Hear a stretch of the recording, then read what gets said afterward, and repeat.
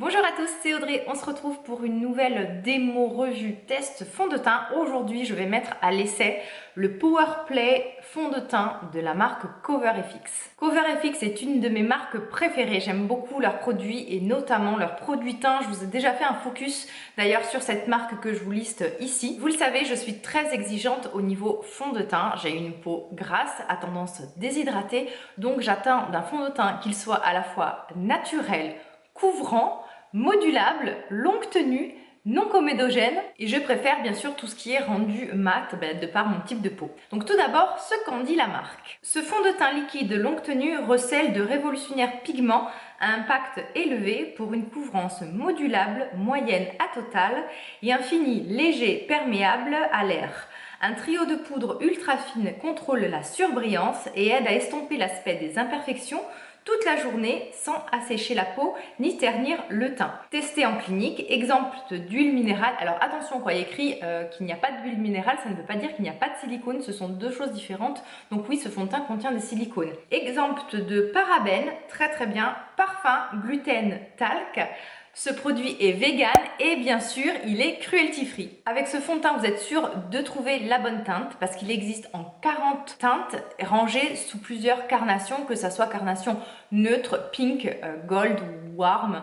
Donc vraiment, c'est une étendue très large. Vous avez aussi une option pour les teints golden ou warm, c'est-à-dire chaud, avec l'option donc j'ai par exemple G+, qui se tourne vers des carnations encore plus chaudes et olives. Donc moi par exemple aujourd'hui pour ce fond de teint, j'ai choisi la carnation G40, mais en général je suis plutôt G+40. Au niveau du prix, il varie de 38 € à peu près jusqu'à 43-44 €, on va dire une moyenne de 40 €. S'il y a des bons plans notamment, voilà, je sais que je peux vous avoir un bon d'achat via mon lien de parrainage sur Cult Beauty, je vous mets de toute façon bien sûr en barre d'infos. On le trouve sur Fil Unique, sur Cult Beauty, sur Beauty Bay. Tout sera listé bien sûr. Au niveau de la contenance, on est sur un 35 ml et on a un packaging super pratique en plastique comme ceci avec un embout précision. Ça permet vraiment de doser justement le produit. On arrive vraiment à mettre la bonne dose, juste une petite goutte ou beaucoup plus. Ça c'est super pratique. Déjà le packaging, c'est vraiment un point fort de ce côté-là parce qu'il est à la fois pratique, classe. En plus, on voit jusqu'où on l'utilise. On va aller jusqu'au bout parce que vraiment on peut shaker et vraiment presser le fond de teint, donc ça c'est très appréciable. Au niveau de la composition, je vous l'ai dit, donc pas de parabènes, pas d'huile minérale, pas de talc vegan, mais surtout, vous savez que ça compte énormément pour moi, ce fond de teint est cruelty free. On passe tout de suite à l'application. Comme d'habitude pour l'application, je vais faire un côté au doigt et l'autre côté au Beauty Blender. Donc c'est toujours celui de Mademoiselle Bio que j'utilise. Avant d'appliquer mon fond de teint, une petite astuce, surtout si vous n'avez pas eu le temps de laisser pénétrer vos soins, tout simplement de venir éponger votre peau. Alors surtout si vous avez la peau grasse, avec ce genre de petits papiers absorbants qui sont géniaux, même lorsque vous devez faire des retouches make-up.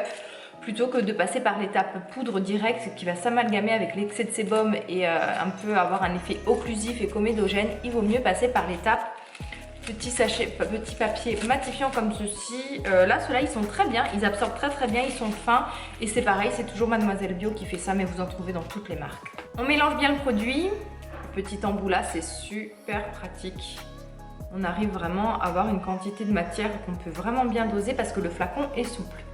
C'est parti. Au niveau de la teinte, donc G40, c'est un tout petit peu trop clair. Oh là là, c'est super couvrant, je crois que j'en ai mis beaucoup trop. J'en ai mis une toute petite noisette, mais alors là, c'est vraiment très couvrant. Du coup, on va voir un peu jusqu'où au niveau de la couvrance on peut aller, parce qu'aujourd'hui, j'ai des petites imperfections rouges, mes petites taches pigmentaires habituelles. Donc, on va voir ce que ça donne. Franchement, il se travaille très bien. Il sèche assez vite par contre, hein. Il faut quand même le travailler assez rapidement au doigt. La couvrance est vraiment très jolie et il n'a pas un côté épais. Le dernier test que je vous ai fait, c'était avec la CC Crème dite cosmétique et c'est vrai qu'elle avait une certaine épaisseur sous les doigts. Celle-ci par contre ne l'a pas du tout. Par contre, il faut vraiment la travailler vite parce que sinon elle sèche et on n'arrive plus à l'étaler et elle peut en fait pelucher. Comme la dernière fois, j'ai une zone qui desquame à ce niveau-là.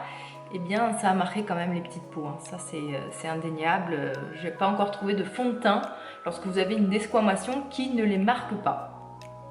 Et si vous avez trouvé ça, mettez-le en commentaire parce que je suis sûre que ça peut intéresser les personnes qui ont des peaux un peu plus sèches ou qui, comme moi, a la peau grasse. Et selon le produit qu'on utilise, on peut avoir des petites zones qui desquament. En ce moment, j'ai fait pas mal de masques purifiants, de produits à base d'acide de fruits pour tester tout ça. L'inconvénient de ce genre de produit, c'est qu'on peut avoir des fois des petites zones de desquamation. Au niveau de la couvrance, je pense que vraiment je pourrais en remettre. On va tester tout de suite pour avoir une couvrance totale en sachant que là déjà c'est vraiment bien couvert. Il me reste des petites imperfections là, mais alors sauf que c'est la zone où je pèle. Ah ouais, mais vraiment on arrive à vraiment bien tout couvrir. Et puis vous avez vu, je tapote mon fond de teint et ensuite j'étire un peu. Mais surtout si je veux de la couvrance, le mieux c'est vraiment d'appliquer en aplat comme ça en tapotant. Il reste quand même très fin et finalement la couleur elle se réchauffe un peu au contact de la peau. Vous voyez, on voit quasiment plus de différence entre mon cou et mon visage. Je vais faire le front, toujours au doigt de ce côté. On va passer à l'application au Beauty Blender. On va y aller directement sur le Beauty Blender. Donc j'ai mis à peu près ça en quantité, que vous puissiez bien voir et juger de son pouvoir couvrant.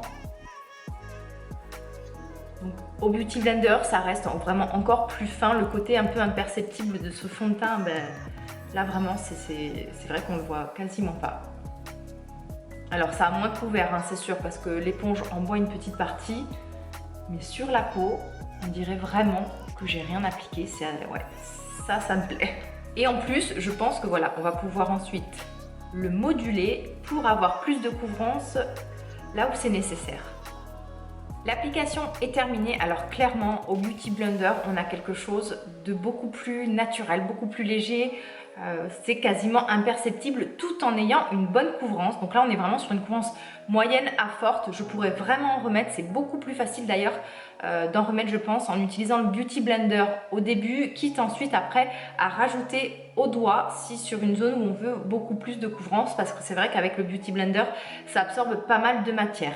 Là au niveau de l'application au doigt c'est beaucoup plus visible, le produit a glissé, ça marque un peu plus les pores, mais dans l'ensemble par contre les pores ne sont quasiment pas visibles, ça ne rentre pas trop dans les plis, vous savez, même au niveau du nez, des ailes du nez, mais vraiment l'application que je préfère c'est avec le Beauty Blender. Donc ce qu'on va faire maintenant, je vais terminer mon teint et on se retrouve pour la conclusion, la tenue, tout ça, juste après. Je vais quand même vous montrer l'étape du poudrage, parce que ça on va le faire ensemble, parce que ça peut complètement changer l'aspect du fond de teint. Alors là j'ai pratiquement pas besoin de poudrer parce que le rendu est assez mat, mais je sais que je vais briller très vite pour l'avoir déjà testé ce fond de teint. J'ai commencé à briller au bout de 4 heures et j'avais quand même de la poudre, donc ça c'est systématique avec n'importe quel fond de teint, je fixe toujours, donc je reste toujours comme je l'ai fait la dernière fois pour le test de la CC Crème sur la poudre de Kat Von D, la Lock It, qui est l'une des meilleures poudres matifiantes pour les peaux grasses et qui est une marque cruelty free. Poudré, il est juste magnifique. Alors tout à l'heure je vous disais qu'il ne marquait pas du tout les pores. Et bien une fois qu'on a poudré, alors ça c'est un peu l'effet de cette poudre, on a quasiment plus de pores visibles. Alors ça j'aime beaucoup. Et ne croyez pas, ça se passe pas toujours comme ça avec des fonds de teint. Vous avez des fonds de teint, une fois que vous les poudrez, et bien ils sont moins beaux. Bon, ça arrive rarement, mais ça arrive parfois. Mais en tout cas, celui-ci avec la poudre, ça se passe très bien. Au contraire, si vous aimez les rendus mat, alors là c'est encore plus mat. Vous avez vu, je mets peu de poudre mais je presse bien. Alors forcément avec la poudre ça accentue les zones qui desquament au niveau de mon visage. Mais ça c'est tout à fait normal. J'ai terminé mon teint, donc comme vous le voyez, donc là ça fait à peu près 1 heure que je suis maquillée. Pour l'instant ça n'a pas bougé. On est sur un rendu quand même naturel, couvrant mais mat. Au niveau de la tenue, moi personnellement, mais ça c'est vraiment propre à chacun, je commence à briller au bout de 4 heures. Donc dans ces cas-là, je sors mes petites feuilles de papier matifiant plutôt que de remettre de la poudre. Je préfère vraiment utiliser ce type de papier qui ne déplace pas le fond de teint, qui absorbe le gras. Et surtout, lorsque vous utilisez ces petites retouches matifiantes, le fond de teint ne part pas, ça c'est appréciable. Au bout de plusieurs heures, on peut facilement le porter 8 heures, voire 12 heures, ça m'est déjà arrivé. Il y a bien sûr ensuite des zones où ça va s'estomper et là ça dépend vraiment. Chez certaines personnes ça va être le menton, d'autres ça va être les ailes du nez, d'autres ça va être le front entre les sourcils, mais ça c'est vraiment propre à chacun. Moi en général ça bouge un peu au niveau du nez, un peu au niveau du menton. Alors est-ce que les promesses de la marque sont tenues? Donc fond de teint liquide, oui, parfait. Longue tenue, oui. recèle des pigments révolutionnaires. Bon, alors ça, j'ai pas pu voir, mais en tout cas, c'est vrai que c'est naturel, c'est couvrant et c'est fin. Donc oui, je suis d'accord avec CoverFX. Donc pour une couvrance modulable totalement, on peut vraiment moduler la couvrance et petite préférence avec un Beauty Blender, plus après une application au doigt sur des zones vraiment localisées. Couvrance moyenne à totale et un fini léger, totalement perméable à l'air. Donc là, ça c'est vrai qu'on n'a pas cette sensation un peu occlusive et de peau qui étouffe. Certains fonds de teint peuvent être présents, se faire sentir sur la peau et surtout si vous avez une peau grasse, c'est très désagréable. Donc un trio de poudre ultra fine contrôle la surbrillance. Oui, c'est vrai, on obtient vraiment un rendu mat et qui dure et aide à estomper l'aspect des imperfections toute la journée sans assécher la peau ni ternir le teint. Donc c'est vrai que ça n'assèche pas particulièrement. Vous avez vu en démonstration, j'avais une zone de sécheresse, mais en fait c'est pas une zone de sécheresse, c'est une zone plutôt de desquamation, donc forcément ça a un peu marqué, mais c'est pas un fond de teint qui va déshydrater. C'est sûr que si vous avez un type de peau déshydratée et vraiment très sec, ce fond de teint n'est peut-être pas pour vous. Et si vous êtes plutôt, alors comme moi, peau grasse à tendance déshydratée, évitez peut-être la poudre, passez sur une poudre peut-être plutôt légère ou alors poudrez très peu et que sur votre zone T. Parce que la poudre accentue le phénomène de déshydratation. Ce que j'aime dans ce fond de teint, c'est que déjà au niveau de la composition, c'est certes pas un produit qui est green, c'est pas du tout un produit naturel, mais quand même CoverFX fait quand même attention à ses compositions dans le sens où c'est vegan, où il n'y a pas de parfum, où il n'y a pas de parabènes, celui-ci il n'y a pas de talc par exemple. Donc moi ça pour moi c'est un point très positif. Aussi le fait qu'il soit cruelty free, ça aussi c'est hyper important à mes yeux et c'est même un critère de choix lorsque j'achète désormais des produits, que ce soit de soins ou du fond de teint ou du maquillage. J'aime la large gamme de couleurs. C'est facilement un fond de teint où vous allez trouver votre teinte en hiver, en milieu de saison, en été, que vous soyez bronzé, que vous soyez pâle. Une étendue de couleurs qui est très appréciable. Le flacon est pratique, le rendu est mat, il est longue tenue, il est fin, il est imperceptible. C'est vraiment tout ce que j'aime dans un fond de teint. Alors qu'est-ce que j'aime moins? Je pourrais reprocher qu'il n'est pas trouvable en France, mais pour moi c'est pas un problème. J'achète beaucoup sur internet, donc pour moi c'est pas un problème. Avec les e-shops normalement, voilà, de nos jours on peut facilement se procurer un produit, pas besoin par exemple de passer par les États-Unis, pas du tout, hein. On trouve des e-shops qui livrent en France, donc ça en fait c'est un faux point négatif on va dire. Je pourrais peut-être lui reprocher qu'il ne s'étale pas, qu'il n'est pas très étirable et qu'il faut le travailler assez rapidement. C'est pas un fond de teint qu'on va travailler pendant des heures et qui va s'étirer au possible. C'est vraiment un fond de teint qu'il faut quand même travailler assez vite si vous le travaillez au doigt et par zone plutôt que d'un coup. Mais de toute façon, avec un fond de teint, il vaut mieux y aller voilà, par zone successive plutôt que d'en mettre un partout, d'étaler tout ça. Bon après, ça dépend beaucoup des fonds de teint. Vous avez des fonds de teint naturels par exemple qui nécessitent d'être vachement travaillés, chauffés avant.